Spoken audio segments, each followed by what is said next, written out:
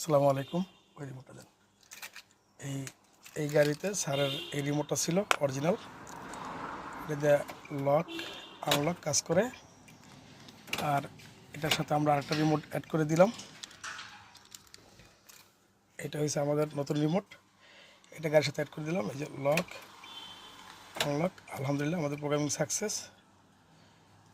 যদি আপনাদের কার রিমোট লাগে অবশ্যই আমাদের নাম্বারে যোগাযোগ করবেন। আমরা ঢাকার ভিতরে এবং ঢাকার বাইরে হোম সার্ভিস দিয়ে থাকি। এই যে সুইচ দিলাম, গাড়ি স্টার্ট, আলহামদুলিল্লাহ আমাদের প্রোগ্রামিং সাকসেস।